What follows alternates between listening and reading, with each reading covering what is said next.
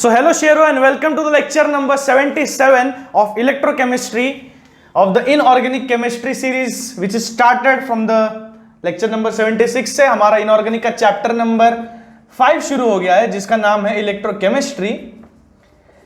और इसके पहले लेक्चर में यानी कि इलेक्ट्रोकेमिस्ट्री के पहले लेक्चर में मैंने सारे बेसिक्स के बारे में हमने डिस्कस किया था कि किस तरह से रेजिस्टिविटी, कंडक्टिविटी और ओहम कहेंगे हम या कंडक्टेंस या कंडक्टिविटी, तो सारे ऑपोजिट जो चीजें हैं वापस electrolyte, non electrolytes, strong, weak, इस तरह से हमने सारी चीजें देखी थी। तो इलेक्ट्रोकेमिस्ट्री के बेसिक्स में सारी चीजें बहुत ज्यादा इस्तेमाल होती है।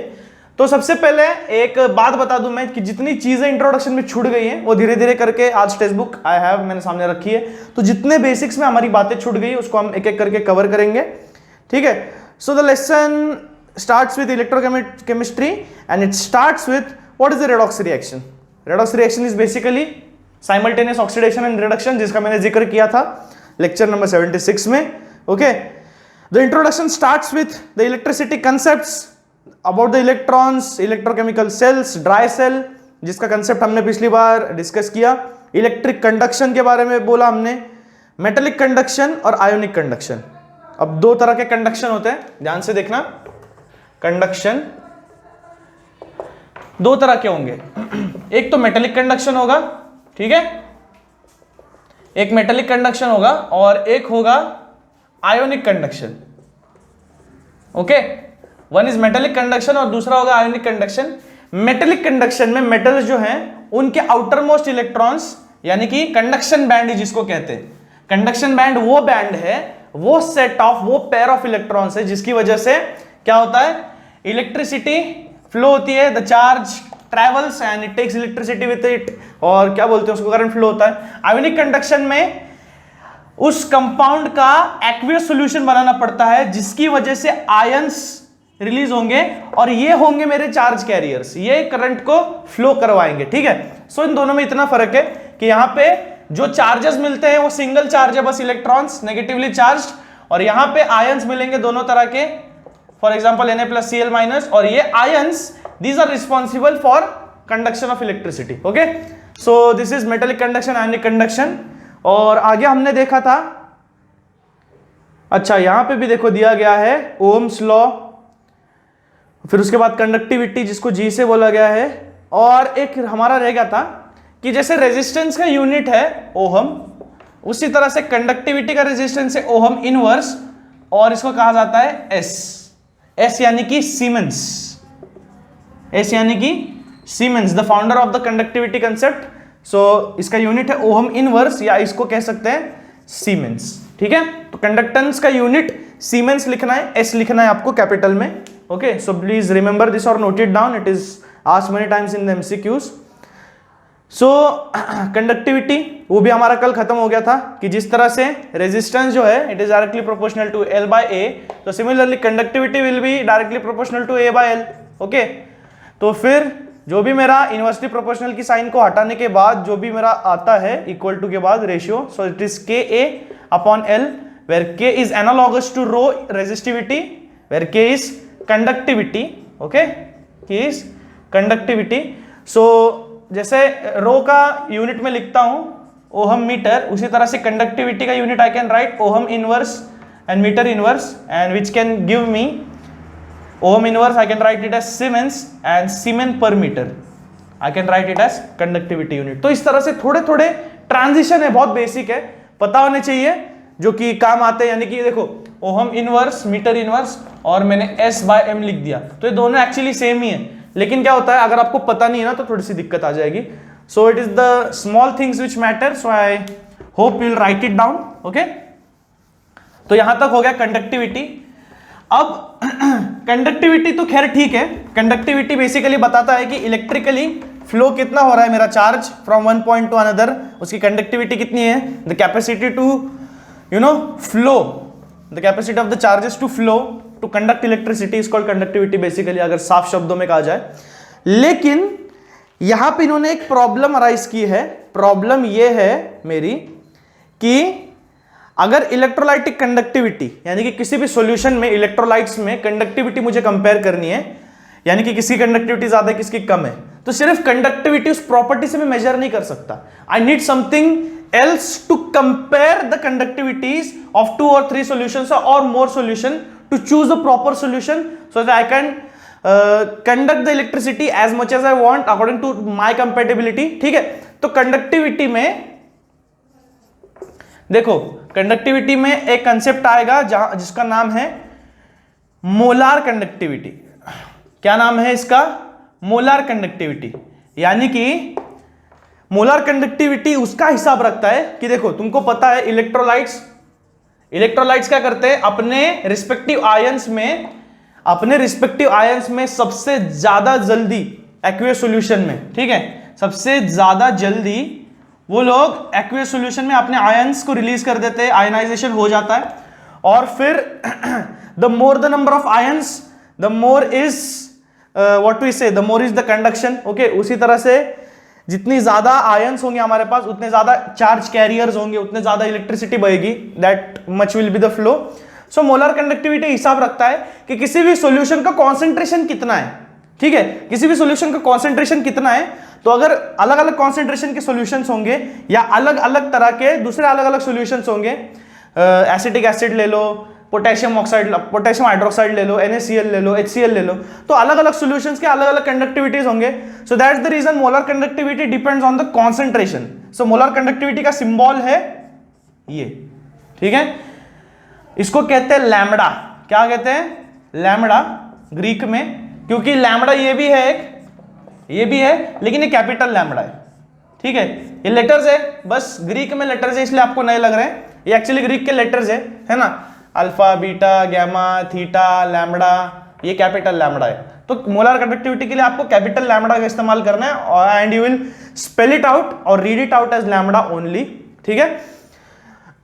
तो मोलर कंडक्टिविटी बेसिकली लैम्बडा से दिया जाता है। मोलर कंडक्टिविटी और कंडक्टिविटी दोनों में फर्क क्या है? इतना ही फर्क है, रिलेशन है कि lambda is equal to K by C and C is called as concentration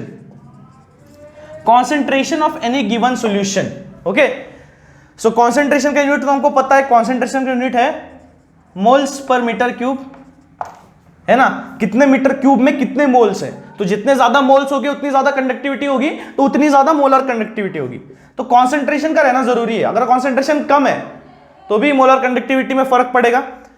अब एक कंसेप्ट है कि जैसे जैसे, है ना, किसी भी सॉल्यूशन में जैसे जैसे मैं डाइल्यूशन बढ़ाते जाता हूं मेरी कंडक्टिविटी बढ़ती जाती है, क्योंकि कंडक्टिविटी का सीधा हिसाब है नंबर ऑफ आयन से, उसको कोई लेना देना नहीं है कि वो कितना ज्यादा कॉन्सेंट्रेटेड है कितना ज्यादा नहीं, उसको सिर्फ चार्ज कैरियर्स चाहिए, ठीक है। कंडक्टिविटी को कंडक्ट करने के लिए करंट एक जगह से दूसरी जगह पर सिर्फ नंबर ऑफ आयंस की जरूरत है, नंबर ऑफ डिसोसिएटेड आयंस की जरूरत है, और जितना ज्यादा मैं डाइल्यूट करता जाऊंगा सॉल्यूशन को उतनी ज्यादा उसकी वॉल्यूम बढ़ती जाएगी, मात्रा बढ़ती जाएगी, और उतनी ज्यादा है उसमें आयंस बढ़ते जाएंगे।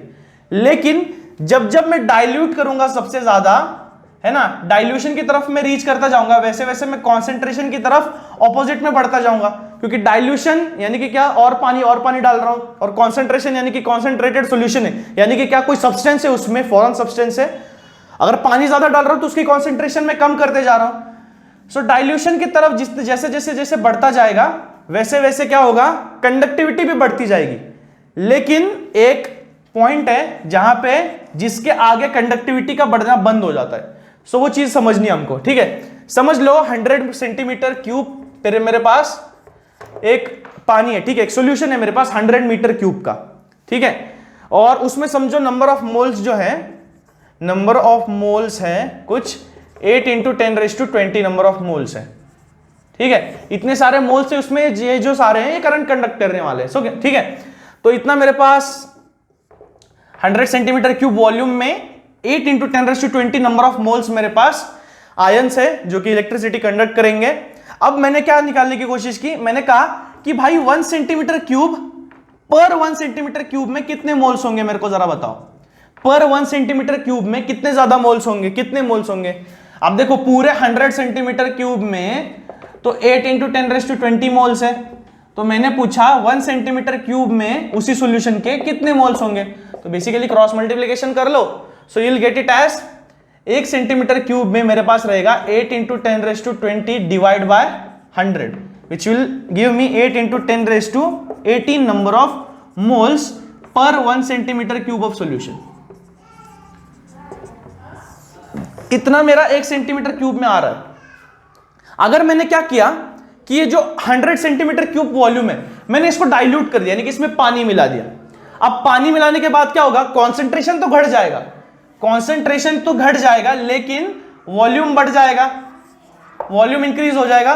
वॉल्यूम मैंने 100 का 1000 सेंटीमीटर क्यूब कर दिया, 100 का कितना कर दिया 1000 सेंटीमीटर क्यूब। अब क्या होगा, मेरे नंबर ऑफ मोल्स भी उस तरह से बढ़ जाएंगे, ठीक है, लेकिन पर सेंटीमीटर क्यूब जो है ना, पर सेंटीमीटर क्यूब वो मोल्स मेरे कम हो जाएंगे, ठीक है।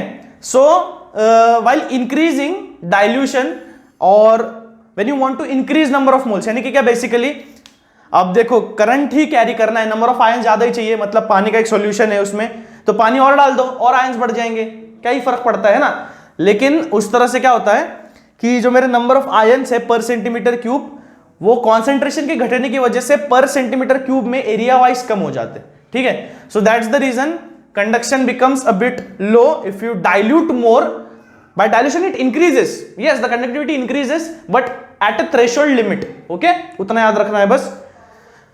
और ये कंसेप्ट आपको हमेशा याद रखना है। आपको ये कंसेप्ट मिलेगी पेज नंबर, कौन से पेज नंबर पे, यस पेज नंबर 91 पे आपको एक कंसेप्ट मिल जाएगी, उसको ठीक तरह से पढ़ लेना है, ठीक है। अब रिलेशन बिटवीन के एंड लैम्बडा में देख लूं, सेंटीमीटर में कन्वर्ट कर लूं मैं, ठीक है। अब देखो कॉन्सेंट्रेशन जो है मेरा, अब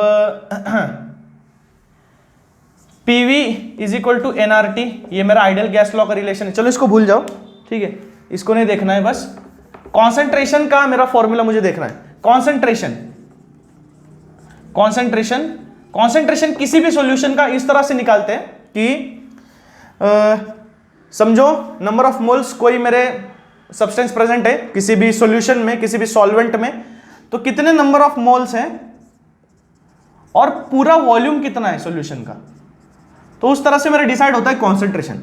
जितने ज्यादा नंबर ऑफ मोल्स होंगे उतनी ज्यादा मेरी कॉन्सेंट्रेशन होगी, ठीक है, और जितना वॉल्यूम बढ़ेगा और नंबर ऑफ मोल्स कांस्टेंट रहेंगे तो कॉन्सेंट्रेशन मेरा घटेगा, है ना। ये रिलेशन तो आप लोग लगा सकते हो, नंबर ऑफ मोल्स के साथ इसका डायरेक्टली प्रोपोर्शनल वाला रिलेशन है और कॉन्सेंट्रेशन के साथ इसका इनवर्सली प्रोपोर्शनल वाला रिलेशन है, ठीक है। सो concentration I can write it as N/V, right? So now if I consider for 1 mole of a substance, okay, because molar conductivity is always specified with respect to 1 mole of a substance. 1 mole substance मेरा कितनी electricity conduct कर सकता है, ठीक है। तो 1 मोल substance के लिए समझो हमने ले लिया, तो C मेरा आ जाएगा 1/V, हाँ या ना बोलो, C मेरा आ जाएगा 1/V, right, 1 mole of substance है ना सिर्फ, तो C आ जाएगा मेरा 1/V। तो अब मेरे पास फॉर्मूला है मोलर कंडक्टिविटी का कुछ इस तरह से कि conductivity by concentration, I have the formula. So molar conductivity which I say it as lambda, it is a capital lambda, okay, which is conductivity upon concentration, okay. Now I can put it as concentration as 1/V. So molar conductivity I can write as kV, okay. The volume of solution multiplied by its molar by its electrical conductivity gives me the molar conductivity, ठीक है, समझ में आ रहा है ये। तो ये आपको याद रखना है। और अगर इसको सेंटीमीटर क्यूब में कर दूंगा, क्योंकि वॉल्यूम हमको हमेशा मीटर क्यूब में पता होता है, मोल पर मीटर क्यूब में लेते हैं हम लोग यूनिट्स कॉन्सेंट्रेशन का, तो कॉन्सेंट्रेशन यूनिट्स अगर सेंटीमीटर क्यूब में आ जाए तो बेसिकली क्या होगा, 1000 आ जाएगा ऊपर, ठीक है। मीटर क्यूब का सेंटीमीटर क्यूब करोगे तो 1000 आ जाएगा, ठीक है। सो बेसिकली लैम्बडा हो जाएगा K/C के बदले 1000 K/C. It is just the difference of units. When you convert meter to centimeter cube, 1000 will be the factor which you have to multiply with. So that's the only reason there 1000 वहां पे appear हो रहा है, उसको डरने की बात नहीं है कोई, ठीक है। बस ये फॉर्मूला याद रखना और यूनिट कन्वर्जन आपको आना चाहिए। सो एक छोटा सा न्यूमेरिकल है, उसको ले लेते हैं ताकि ये कंसेप्ट और ये फॉर्मूला जो है आपके दिमाग में थोड़ा सा अच्छे से फिक्स हो जाए। तो देखो फॉर्मूला आपको स्क्रीन पे नजर आ रहा है, फॉर्मूला नहीं, आई एम सॉरी, न्यूमेरिकल का क्वेश्चन जो है वो आपको स्क्रीन पर नजर आ रहा होगा जिनके पास टेक्स्ट बुक नहीं है, but I am sorry to say text book नहीं है ऐसा कोई बंदा तो होगा नहीं, मेरे सारे शेयर जो है इतने दिन से पढ़ाई कर रहे हैं, लेक्चर्स को फॉलो कर रहे होंगे, so of course textbook you would have bought it. So देखो क्वेश्चन जो है वो इस तरह से है, I will help it out. The molar conductivity of 0.05 molar BaCl2। अब मोलर कंडक्टिविटी मैंने मेरे को दी है किसकी, BaCl2 की। कितनी दी है मोलर कंडक्टिविटी, इस 223 ohm inverse centimetre cube centimetre square mole inverse, 223 ohm inverse centimetre square mole inverse. ठीक है, अब ये मोलर कंडक्टिविटी है मेरे पास, जहां पे मेरा कॉन्सेंट्रेशन जो है वो सेंटीमीटर में है, यानी कि मोल पर मीटर क्यूब में होता है एक्चुअली, लेकिन मोल पर यहां पे सेंटीमीटर क्यूब में है। तो यहां पे थोड़ा सा ऐसा है। और अब मोलर कंडक्टिविटी का यूनिट ये कैसे आएगा, molar conductivity is basically K/C। ठीक है, K का यूनिट है मेरे पास ओहम इनवर्स मीटर इनवर्स, और साथ में कॉन्सेंट्रेशन का यूनिट है मोल पर मीटर क्यूब। ठीक है, तो यहां पे क्या होगा, ओहम इनवर्स मीटर इनवर्स, ये मोल मीटर क्यूब आ जाएगा ऊपर, so it will the indexes will be added and I have mole inverse again to the denominator, so that's the reason ohm inverse metre square mole inverse, it is this way. ठीक है, समझ में आ रहा है। सो बस metre की जगह पे यहाँ पे सेंटीमीटर फिलहाल दिया गया है क्वेश्चन में। ओके, सो यूनिट्स आपको ऐसे फॉर्मूले से निकालने आ जाना चाहिए अब तक। Okay, because if you don't know it please try and practice it, क्योंकि अगर फॉर्मूला पता है आपको और फॉर्मूले में जो भी कंटेंट्स आ रहे हैं उसका फॉर्मूला पता है, उसके यूनिट्स पता है, so you should always be able to calculate the units. ठीक है, तो मोलर कंडक्टिविटी है 223 और मेरा कॉन्सेंट्रेशन है 0.05 मोलालिटी ऑफ BaCl2। ठीक है, बेरियम क्लोराइड है मेरे पास और सॉल्यूशन है 25 डिग्री सेल्सियस पे। ओके, और what is its conductivity, what is conductivity, conductivity which is analogous to the resistivity which is K हमको पूछा गया है यहाँ पे, राइट। तो अब मेरे पास फॉर्मूला है मोलर कंडक्टिविटी इज K/C। ठीक है, molar conductivity is K/C, but if I don't have to convert the units, okay, what will I have to do is I have to do, अगर centimetres में आता है जैसे मैंने अभी बताया फिलहाल, तो 1000 मेरा आ जाएगा, 1000 K/C। सो ये है मेरे पास 223 और C है मेरे पास 0.05 और डिवाइड बाय आ जाएगा 1000 यहाँ पे, अगर मैं राइट साइड पे सिर्फ K रखूँ तो, और इसको आप लोग सॉल्व कर लोगे, so we'll get electrical conductivity in ohm inverse and centimeter inverse, okay, not meter inverse, centimeter inverse, or you can write it as Siemens per centimeter in this way also। ठीक है, तो ये हो गया मेरा electrical conductivity. तो numerical समझ में आ रहा है, इस तरह से न्यूमेरिकल्स होंगे। फॉर्मूला अगर आप समझ गए हो, आपको कंसेप्ट अगर समझ में आ गई है, तो फिर इसको रटने की या प्रिपेयर करने की कोई जरूरत नहीं है, if you have the understanding proper off the concept. अब थोड़ा सा रीडिंग पार्ट है तो उसको देख लेंगे। Variation of conductivity concentration, the electrolytic conductivity is electrical conductance of unit volume of solution on dilution, total number of ions increase as a result of increase degree of dissociation. अगर मैं dilute करूंगा, क्या करूंगा, अगर मैं dilute करूंगा तो मेरी जो डिग्री ऑफ डिसोसिएशन है, डिग्री ऑफ डिसोसिएशन है उस पर्टिकुलर सोल्यूट की, उस सॉल्वेंट में ज्यादा बढ़ जाएगी और नंबर ऑफ आयंस बेसिकली बढ़ जाएंगे। यानी कि जितना वॉल्यूम बढ़ाओगे उतना ज्यादा आयंस मिल जाएंगे यार मेरे को इलेक्ट्रिकल कंडक्टिविटी करने के लिए, राइट है। तो उतने ज्यादा मेरे को चार्ज कैरियर्स मिल जाएंगे।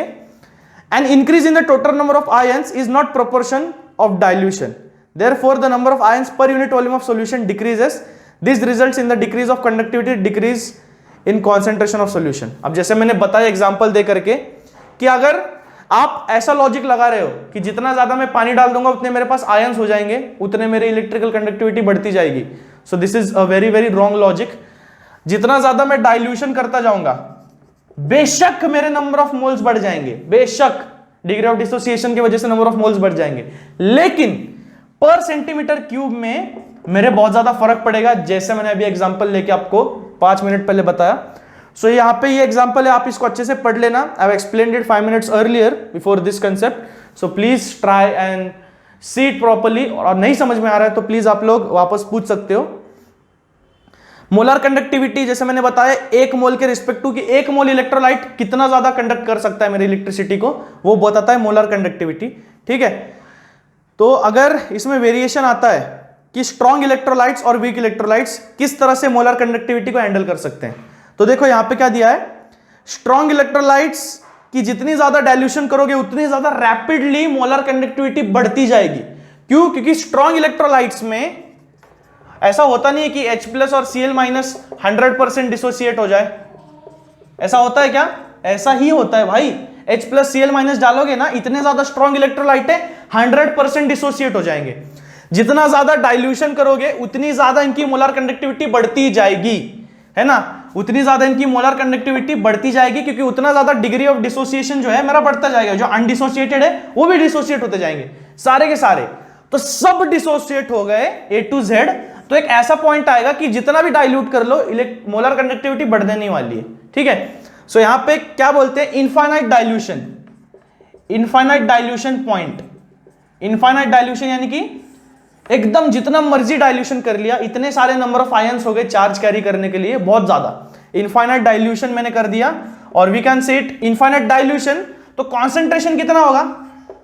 डाइल्यूशन इनफाइनाइट है तो कॉन्सेंट्रेशन कितना होगा? 0. समझ में आ रही है बात, है ना. इनके ग्राफ्स हमेशा ऑपोजिट जाते हैं. डाइल्यूशन अगर इंफिनिटी की तरफ जा रहा है तो कॉन्सेंट्रेशन 0 की तरफ आएगा, है ना. और डाइल्यूशन अगर 0 की तरफ आ रहा है तो concentration will tend to infinity. This is the thing. Okay, prospect समझो क्या बता रहा हूं. So at infinite dilution at 0 concentration level the molar conductivity is also reach to a very high point which is called as lambda 0. that is the conductivity of any strong electrolyte at 0 concentration level which is lambda 0.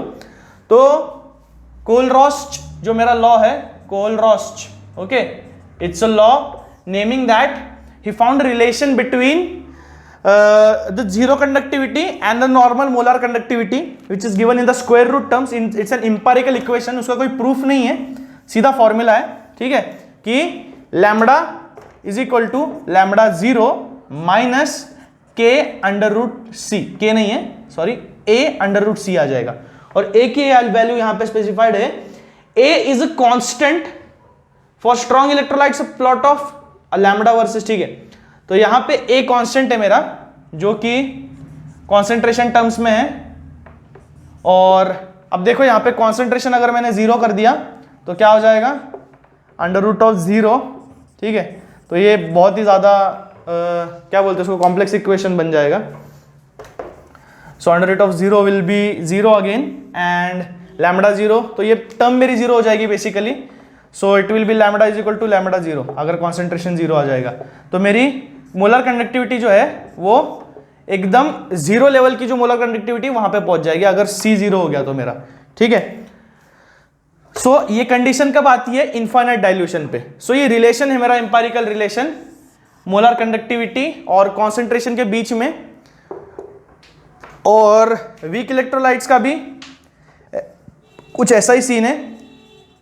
ठीक है, ये भी equation जो है तो उसके लिए apply होता है. अब इक्वेशन का सिग्निफिकेंस क्या है, इसके ग्राफ्स किस तरह से फ्लो करते हैं, या फिर इंडिपेंडेंट माइग्रेशन जो है, जो हमारा अगला टॉपिक होगा, और जिस तरह से इस थ्योरी को अप्लाई करना है हमको, वो सारे के सारे चीजें हम लेक्चर नंबर देखेंगे 78 में. ओके, तब तक के लिए आप स्ट्रॉन्ग इलेक्ट्रोलाइट्स के बारे में, इनफाइनाइट डाइल्यूशन के बारे में, जीरो कॉन्सेंट्रेशन टर्म्स के बारे में पढ़ते रहिए, कंडक्टिविटी के बारे में पढ़ते रहिए.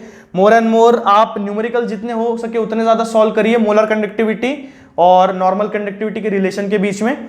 ठीक है, और इलेक्ट्रोकेमिस्ट्री में बहुत कुछ है जानने जैसा, मजे से पढ़ेंगे. तब तक के लिए लाइक, शेयर और सब्सक्राइब प्लीज करिए. जितना ज्यादा हो सके अपने दोस्तों को बताइए, आस पड़ोस में बताइए. Okay, keep watching, keep revising, and I will meet you in lecture number 78. So goodbye and thank you very much.